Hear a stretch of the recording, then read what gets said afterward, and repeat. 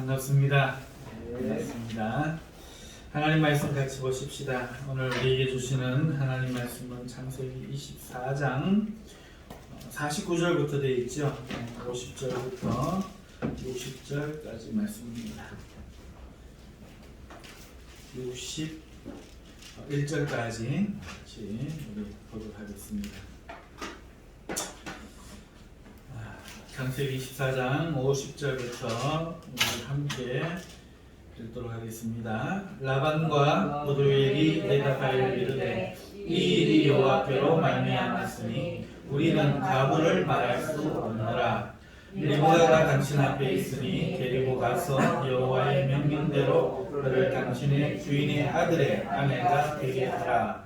아브라함의 종이 그 말을 듣고 땅에 엎드려 여호와께 절하고 은금 배물과 의복을 꺼내어 리브가에게 주고 그의 오라버니와 어머니에게도 보물을 주니라.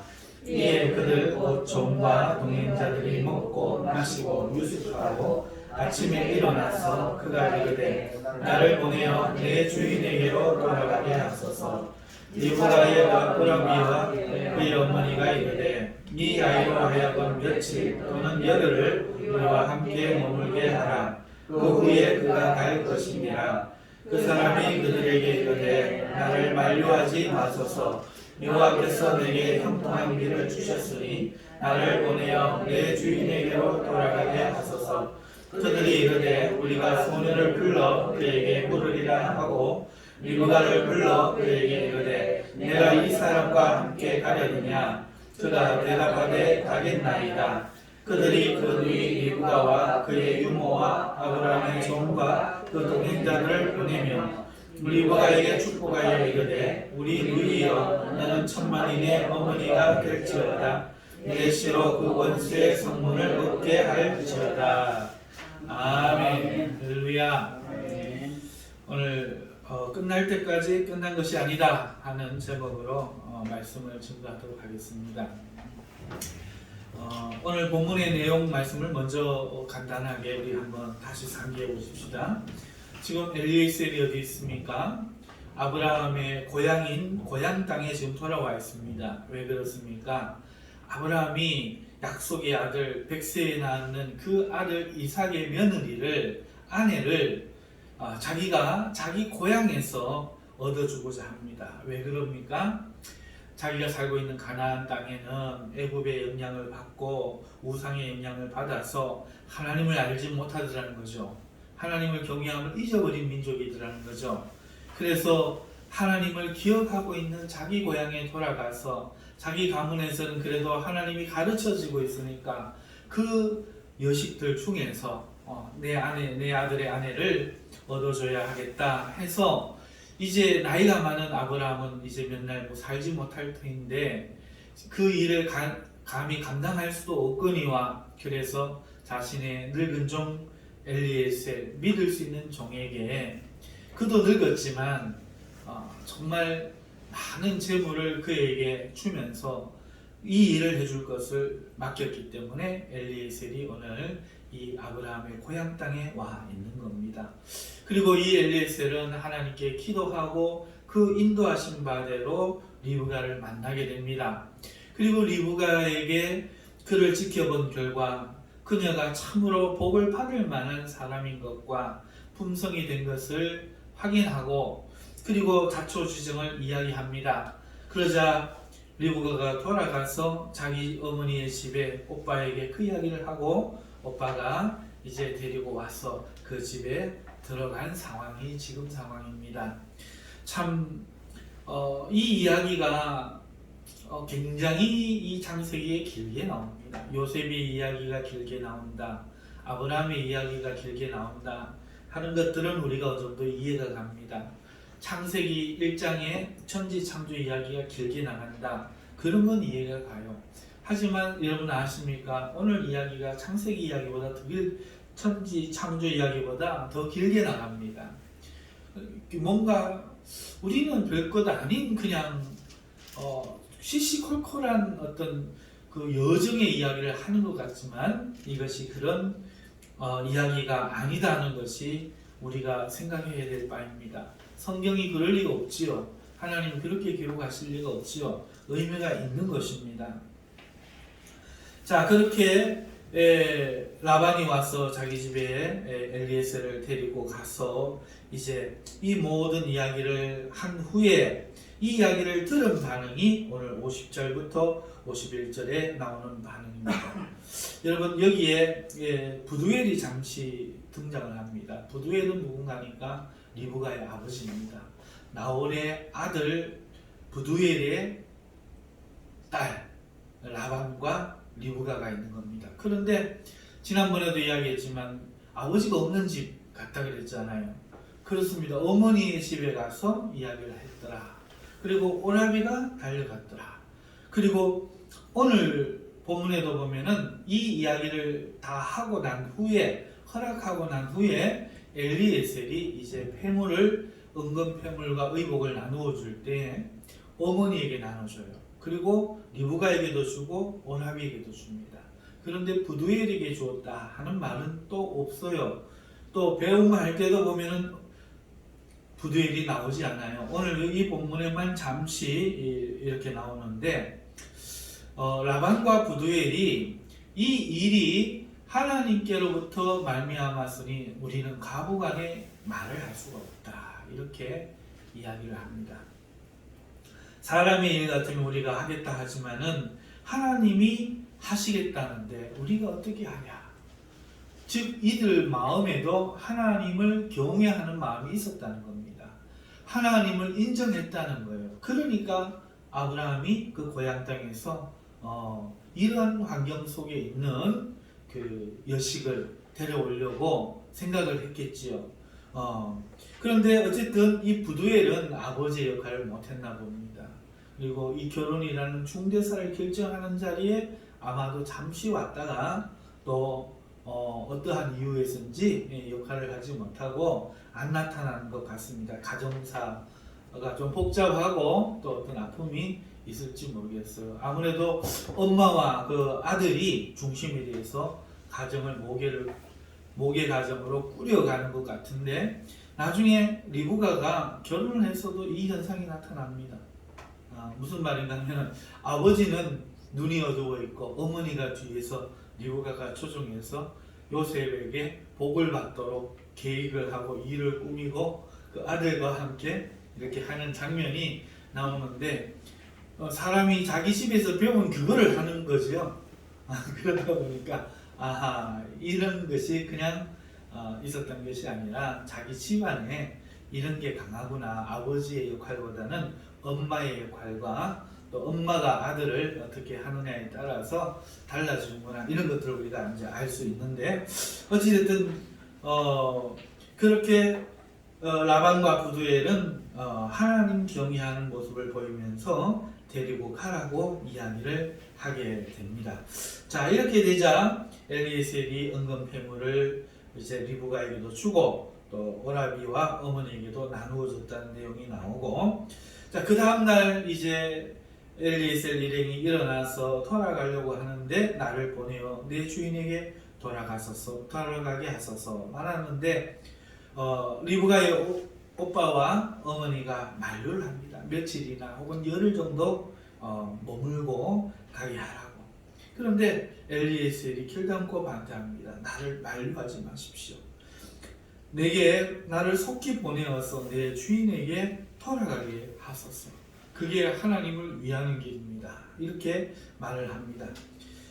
그들의 식구들이, 리브가의 식구들이 이제 리브가의 의견을 그러면 한번 물어보겠다 하고 리브가에게 물으니까 리브가도 섭섭해하지 않고 그러겠다고, 돌아가겠다고 이에 나서는 겁니다. 자, 그래서 이제 식구들이 축복하고 이들은 이제 그 하나님이 주신 약속의 땅으로 이제 가는 겁니다. 리브가 입장에서는 약속의 대상자가 아니었습니다. 약속은 아브라함과 그의 아들에게 있었는데 약속의 대상자가 아니었는데 오늘 이 선택으로 약속의 대상자가 되는 거죠. 언약에 참여하는 자가 되는 겁니다. 사랑하는 성도 여러분, 오늘 이 본문을 통해서 오늘 우리에게 하나님이 두 가지 교훈을 주셔요. 오늘 본문에 보니까 아브라함이 엘리에셀에게 가장 중요한 사명을 주었어요. 이거는 마치 오늘 우리에게 하나님이 아주 중요한 사명을 주시는 것과 마찬가지죠. 세상의 빛과 소금이 되고 하나님 나라를 가져가는 이 놀라운 사명을 누구에게 주었느냐? 너무너무 연약한 우리에게 주었다는 거죠. 그리고 엘리에셀은 그 사명을 완수함에 있어서 정말로 자기 일보다도 더 신중을 기하며 충성되이 행했다는 겁니다. 자기의 생각, 자기의 판단을 믿지 않았어요. 정확하게 주인의 뜻이 뭔지, 의중이 뭔지를 묻고 정확하게 주인이 의지하시는 하나님께 그 길을 인도하면서 그 일을 감당하면서 오늘 보니까 이제 일이 성사가 됐어요. 떠나기만 하면 돼요. 허락이 끝났어요. 그런데도 불구하고 결단코 끝날 때까지 마음을 풀지 않습니다. 마음이 쉼을 허락하지 않고 안심하지 않고 내가 이 주인의 아들의 아내감을 데리고 가는 날까지 내가 마음 놓고 먹고 마시고 하루라도 더 지체할 수가 없다 생각하고 돌아가는 이 모습을 통해서 오늘 이 본문이 우리에게 두 가지 가르침을 주는데요. 첫 번째는 엘리에셀을 통해서 예수님을 보여주시는 겁니다. 사랑하는 성도 여러분, 아브라함이 자기 약속의 아들 이삭의 신부를 원했던 것처럼 하나님께서는 우리 이 약속의 자녀들을 하나님의 아들의 신부가 되기를 원하시는 겁니다. 하나님은 오늘 우리를 하나님의 아들 예수 그리스도의 신부로 맞이할 계획을 하시고 그리고 그의 종을 보내는데 하나님에게는 그런 종이 없어요. 하나님에게는 이 엘리에셀 같은 종이 없습니다. 하나님에게는 천사들이 있죠. 단지 천사들이 있을 뿐이에요. 그래서 하나님의 아들이신 예수 그리스도가 생명을 걸고 엘리에셀이 그래했던 것처럼 오늘 우리를 맞으러 우리를 신부로 준비하려고 하나님 뜻을 이루시려고 이 땅에 오셨습니다. 그리고 오늘 우리를 자신의 피로 정결하게 씻어서 하나님을 사랑하는 신부로 준비시켜서 데려가시고자 우리를 구원하시고 이제 천국에서 우리가 거할 처소를 만들고 계시는 겁니다. 이 모습을 엘리에셀을 통해서 보여주시는 것이지요. 예수님은 지금 우리 구원의 첫 사역을 다 이루셨어요. 오늘 우리에게 하나님의 보호와 은근 패문을 나누어 주시고 오늘 우리에게 하나님의 은사를 나누어 주시고 오늘 우리에게 천국 약속을 주시고 지금 무슨 일이 있는지를 알려주시고 나랑 같이 가자 라고 이야기하시면서 자신의 구원의 첫 사역을 다 이루셨어요. 하지만 예수님은 오늘 천국에서 우리의 구원이 완성될 그날까지 결단코 쉬지 않고 계세요. 지금도 몸된 교회를 통해 역사하시면서 오늘 한 사람도 그 구원에서 떨어지지 않고 약속의 땅에 가기까지 이 세상에 지체하지 않고 속히 데려가기 위하여 쉬지 않고 계시는 예수님의 모습을 우리가 볼 수 있는 겁니다. 그래서 오늘 우리는 이 엘리에셀의 모습을 통해서 예수님이 우리의 구원의 완성을 위해서 쉬지 않고 계시는데 전반부 하나님의 뜻을 이루시는 것을 완성을 하셨지만 후반부 엘리에셀이 이 땅에 머물지 않고 리브가를 데리고 가고자 했던 것처럼 지금 예수님께서는 성령님을 오셔서 우리 각 사람을 우리 모두를 잠시도 이 땅에 머물게 하지 않고 우리를 건사하여서 우리를 데리고 하나님의 나라까지 가는 그날까지 구원이 완성되는 그날까지 안심하지 않고 오늘도 애쓰시고 일하시고 쉬지 않으신다 하는 모습을 우리에게 보여준다는 것입니다. 두 번째로 우리에게 가르쳐주는 것은 무엇인가 하니까 그러면 우리는 어떻게 해야 되느냐 두 가지 모습으로 우리에게 보여줍니다. 첫 번째 리브가처럼 우리도 이 세상을 떠나야 되는 사람이다. 이 세상은 우리의 가족이라고 말할 수 있습니다. 고향이라고 말할 수 있습니다. 친구들이 있고 부모들이 있고 졸업한 학교가 있고 내가 놀던 강산이 거기에 있습니다. 오늘 우리는 거기서 살았습니다. 하지만 우리는 약속의 땅을 향해 떠나가야 되는 사람들입니다. 정을 여기에 둬야 될 사람들이 아닙니다. 붙잡는다고 해도 붙잡혀서는 안 되는 사람들입니다. 오늘 우리는 하나님 나라를 사모하기 때문에 강제가 아니라 강요가 아니라 오늘 우리는 스스로 원해서 하나님 나라를 향하여 여정을 떠나야만 되는, 정을 끊어야만 되는 사람이라는 것이죠. 살아왔던 식구들과 헤어진다는 것은 리브가에게 있어서 결단코 쉬운 일이 아니었을 것입니다. 그럼에도 불구하고 리브가는 더 이상 며칠 머물기를 마다하지 않고 떠나기를 결단합니다. 사랑하는 성도 여러분, 오늘 우리가 이 세상에 살 때 너무나 하고 싶은 일이 많고 또 너무나 정겨운 것도 많고 너무나 우리가 애착하는 것도 많고 있지만 오늘 하나님 나라로의 새로운 삶의 초청을 받은 우리는 결단코 세상에 정을 주면 안 됩니다. 미련을 가지면 안 됩니다. 결단코 우리는 머물러 있어서는 안 됩니다. 그러면 발목을 잡히는 거예요. 그러면 떠나지 못하는 거예요. 그러면 무너지게 되는 거예요. 그러면 마음이 변하게 되는 거예요. 사랑하는 성도 여러분, 우리는 리브가처럼 속히 떠날, 매정하다고 느껴지겠지만 세상은 그렇게 이야기하겠지만 너희가 어찌 우리와 같이 그렇게 방당한 일에 다름질하다가 속히 그렇게 우리에게서 돌아서서 그렇게 고난받으면서도 주를 따라가기를 기뻐하느냐.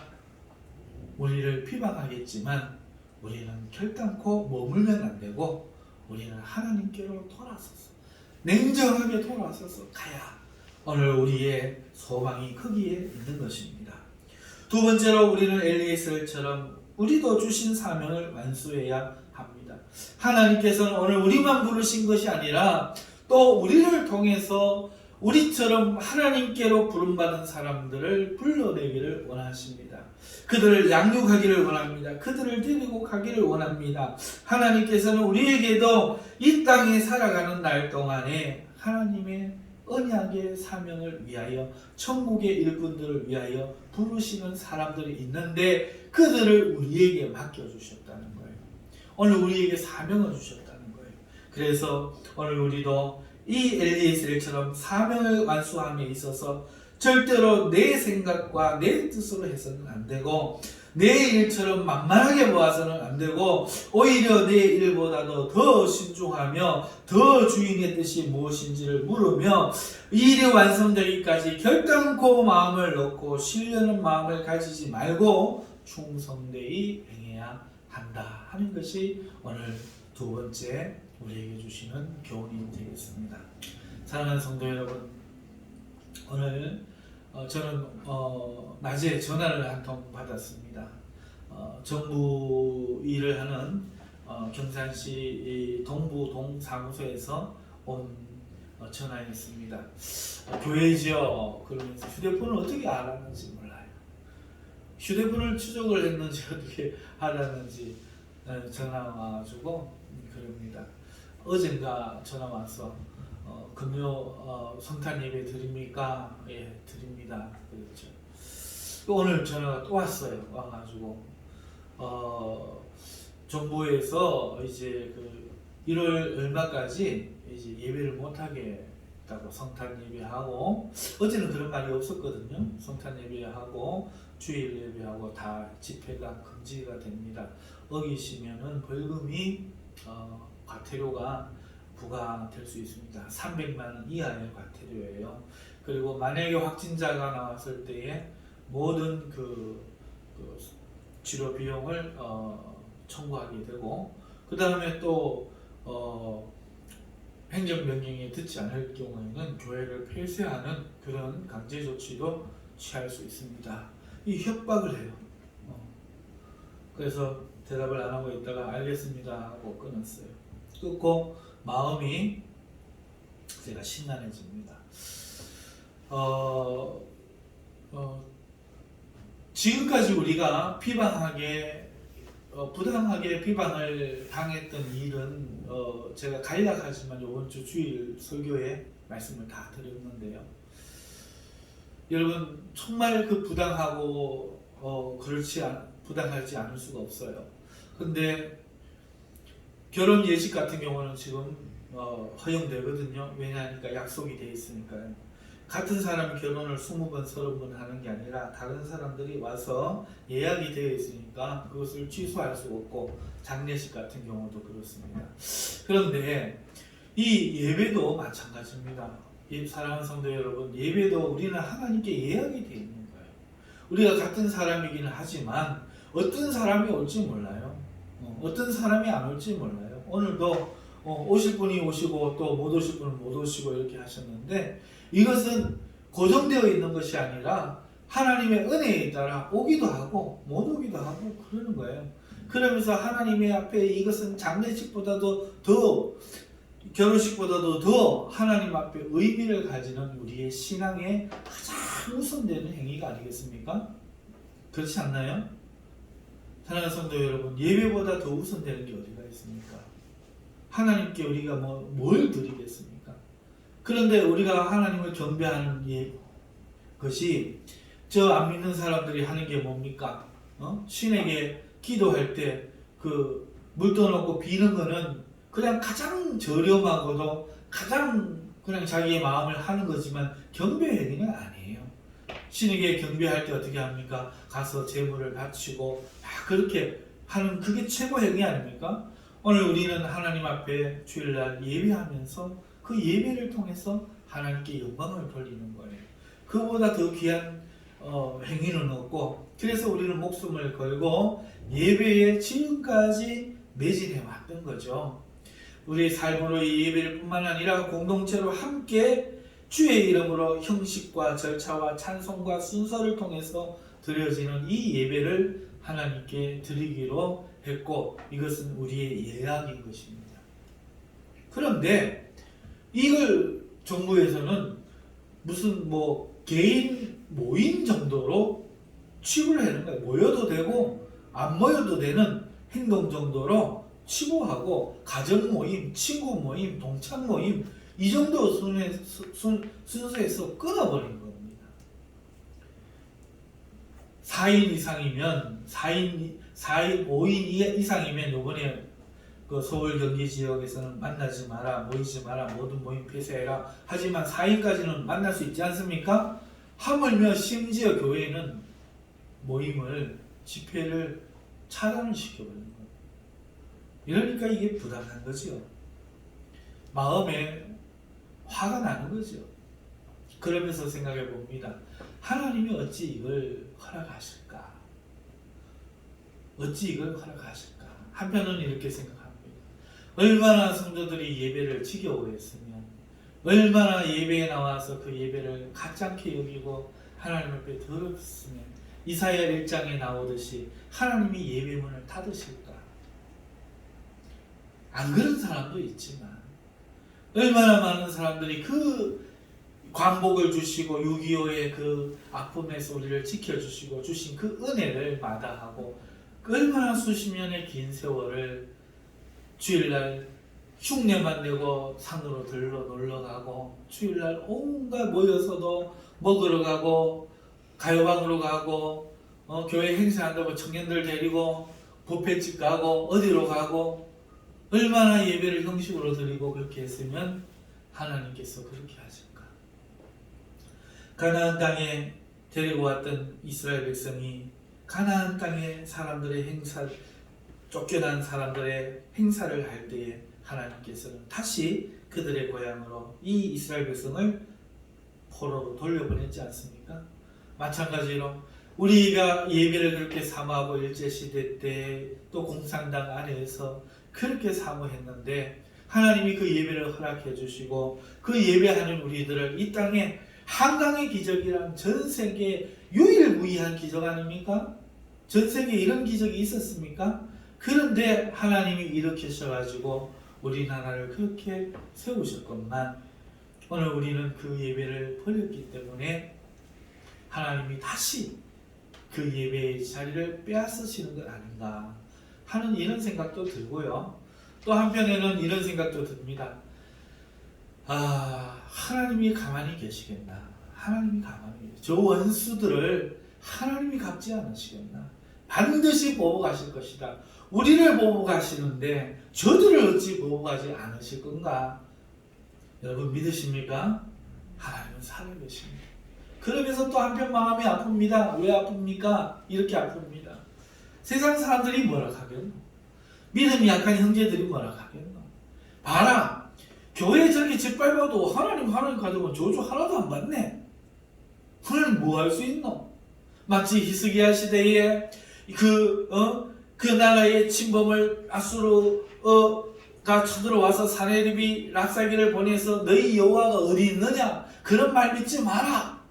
너 신이라는 것들 다 내 발 앞에 무릎 다 꿇었는데 너희들 못 받느냐? 말하는 것처럼 오늘날 그러지 않겠느냐? 교회 아편이야. 아편이라고, 종교는 아편이라고, 하나님이라고 말하지 말라고, 목사들이 자기들 위해서 하는 소리라고 얼마나 저놈을 해제낄까? 그 생각. 예수님을 열심히 믿는 사람들이, 신앙의 본질에 다다르지 못한 사람들이, 죄의 본성을 이해하지 못하고 하나님의 섭리를 제대로 그 경륜을 깨뜨려 보지도 못하는 사람들이 생각할 때에 얼마나 시험에 들까? 우리는 기도했는데, 우리는 하나님을 믿는데 어찌 교회가 이렇게 무능하고 무기력하고 목회자들은 단결이 되지 않고 이런 모습을 보일까? 시험에 들까? 걱정이 되는 거예요. 어느 것 하나 제가 감당하고 해결할 수 있는 능력은 없습니다만은 심히 아픈 마음으로 기도하면서 그 오후에 사랑하는 성도 여러분, 저는 이 생각을 합니다. 당장 이게 이제 25일날 오늘 예배를 드리면 온단 말이죠. 우리 전도사님이 24일날 그만 예배를 드리면 어떻겠어요? 24일날 그날은 예배 안 드린다고 하고 했으니까 안 오는 줄 알고 그 예배 안 하는 줄 알고 이제 안 올 텐데 25일날은 예배를 드린다고 하니 아마 그 사람들이 오면 오늘 밤, 수요일 밤, 오늘 지금 예배 드리는 밤 12시부터 시료되는 거죠. 저거 되는 거죠. 시행이 되는 거죠. 그러니까 당장 이제 그 범법자처럼 취급이 당하는 거예요. 25일날 하면. 그러니까 24일날 예배 겸 축하 행사를 우리가 하나님 앞에 하고 그렇게 하는 게 어떤가? 전사님 그렇게 또 이야기를 하셔요. 당장 이게 우리가 문제가 된 거예요. 그럼 주일날은 어떻게 할 거예요? 주일날 어떻게 합니까? 우리가 외부에 나가서 예배를 하려고 그래도 이 사람들이 언제부터 언제까지 적어도 1개월 전에는 이야기를 해줘야 우리가 그러면은 차를 타고 밖에서 뭐 운동장, 어느 학교 운동장에 모여가지고 카 오디오로 현장에서 그래 예배합니다. 아니면 산에서 예배합니다. 들에서 예배합니다. 우리가 할 텐데 준비할 시간도 없이 요 며칠 상간에 이렇게 다 그냥 뭐 자기들 마음대로 이렇게 일을 진행을 해버리고 우리는 대처도 못했는데 이번에 주일날부터 당장 문제가 된단 말이에요. 그러면 어떻게 해야 되느냐? 예배를 드리다가 교회가 폐쇄가 되고 또 벌금을 맞고 그렇게 해야 되느냐? 이런 문제가 당장 우리에게 지금 남아있다는 것이죠. 자, 사랑하는 성도 여러분, 어떻게 해야 됩니까? 어떻게 해야 되죠? 저는 이런 생각을 해봤어요. 아까 그 문제, 세상이 우리를 어떻게 봐고 이 일이 왜 일어났고 하는 이런 것도 그냥 짐작만 할 뿐이지 내가 어떻게 할 것이 아무도 없지만 그건 내 당면한 문제라기보다는 이게 내 당면한 문제인 거예요. 오늘 이 예배를 우리가 어떻게 해야 되겠느냐? 이 당면한 문제. 사랑하는 성도 여러분, 저는 이렇게 생각합니다. 때가 됐다. 때가 됐다. 우리는 그동안에 이 리브가처럼 살 만큼 이 땅에서 공주처럼 내 하고 싶은 대로 살았다. 그런데 지금은 가옥 안에 서야 될 때야. 모든 교회가 저 PC방도 문을 닫고 3단계가 발령이 돼서 전부 다가 동참합시다 라고 하면 하나님 앞에 하나님 이게 지금 국가의 그 일에 방해되지 않고 하는 이것도 하나님 뜻 중에 하나가 있는데 지금 이거는 우리 교회를 핍박하는 게 아니고 우리 신앙을 위배하는 게 아니고 국가가 지금 저거 하고자 하는 건데 하고 할 겁니다. 할 건데 백화점은 문을 열어놓고 3단계는 발령이 되지 않고 다른 건 다 해놔놓고 백화점은 지금 순서를 기다리는데 대리표 뽑아갖고 대통령이 좋아해서 그런지 어쩐지 백화점은 막 그렇게 저거 한다는데 이런 상황에서의 이거는 우리가 겁을 먹고 두려워함인데 하나님을 두려워해야 되지 세상을 두려워했어야 되겠는가.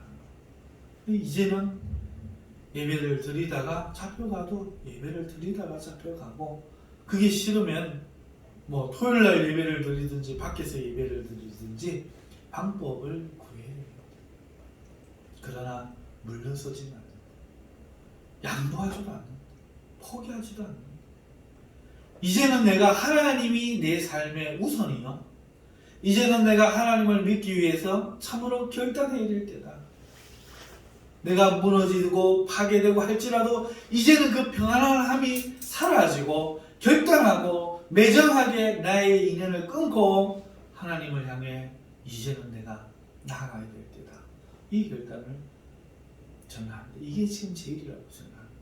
말씀을 냈습니다. 끝날 때까지 끝난 것이 아니라 하는 말씀으로 오늘 본문 말씀을 가지고 말씀을 드렸습니다. 이 말씀이 무슨 뜻인가 하면 이 하나님 아들의 아내를 구하는 이 일이 사명을 맡겨주신 분이든 사명을 맡고 가신 분이든 그 일의 대상자가 된 리브가든 끝날 때까지 끝난 게 아니에요. 오늘 우리도 마찬가지로 오늘 우리는 이 땅을 살면서 하나님의 구원이 다 끝났다고 생각하고 있지만 사실은 알고 보니 끝날 때까지 끝난 게 아니라는 겁니다. 우리가 미적거리다가는 세상에서 취해서 세상과 더 있다가는 오늘 우리는 세상에 붙잡혀서 떠나지 못할 그런 상황, 예배마저도 조종당하고 우리의 신앙마저도 조종당하고 그럴 상황에 처해 간다는 거죠. 지금 우리는 결단하고 우리는 떠나야 됩니다. 지금 결단해야 됩니다. 하나님 앞에 내가 누구를 위해 살 건가? 하나님 앞 나라에 부르신 그 나라에 내가 갈 건가? 아니면 이 나라의 이 땅의 지금 삶에 내가 예언하여 여기에 매일 건가? 이거를 우리의 마음으로 결단할 때이다. 또 지도자가 되고 영혼을 양육하도록 사명을 받은 사람 입장에서는 혹은 자녀를 키우는 사람 입장에서는 혹은 믿음이 없는 자녀를 둔 입장에서는 분명하게 그 영혼들을 구원하는 일에 잠시도 쉬지 말고 기도하고 눈물로 호소하며 말씀을 가르치고 그들의 영혼을 하나님께로 인도할 때다.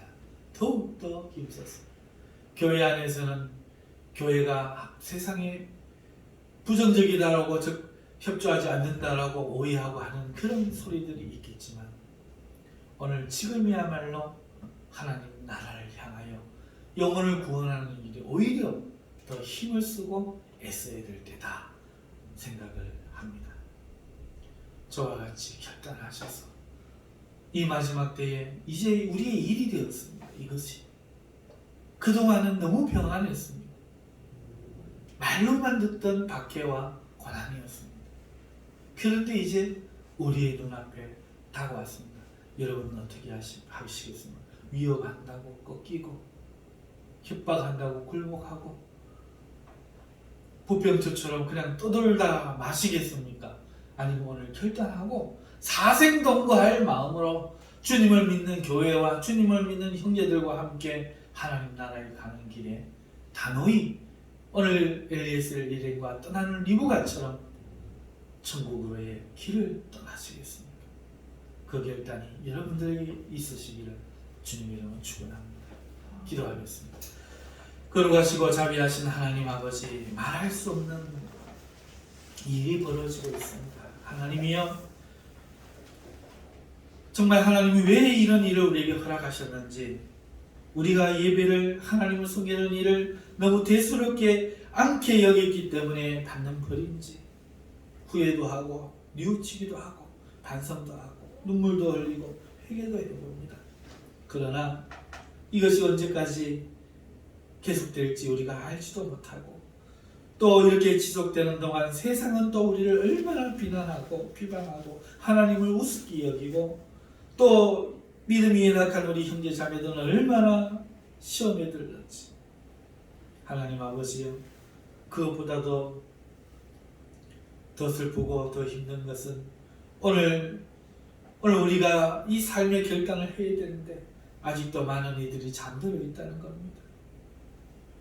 아직도 자기가 누구인지 어디로 가는지 이 세상과 어떤 관계인지 알지도 못한 채 잠들어서 알지 못하고 있다는 겁니다.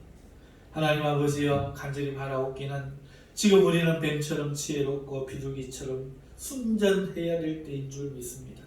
하나님 아버지여, 지혜를 주시고 하나님이여 한치도 물러서지 말고 싸우며 아버지여 하나님을 믿는 일에는 양보를 하지 않되 하나님의 미련하게 가는 것이 아니라 하나님의 성령의 인도를 따라 싸워야 될 때는 싸우고 피할 때는 피하고 지혜를 발휘해야 될 때는 지혜를 발휘할 수 있도록 우리를 인도하여 주시옵소서. 하나님이 우리의 대장이십니다. 하나님만이 우리의 능력이십니다. 우리의 힘으로 싸우는 것이 아니라 하나님의 능력으로만 할 수 있습니다. 연약한 우리를 이끄시는 목자이신 예수 그리스도시여, 오늘 우리를 하감하옵시고 믿음을 지켜가게 하여 주시옵소서.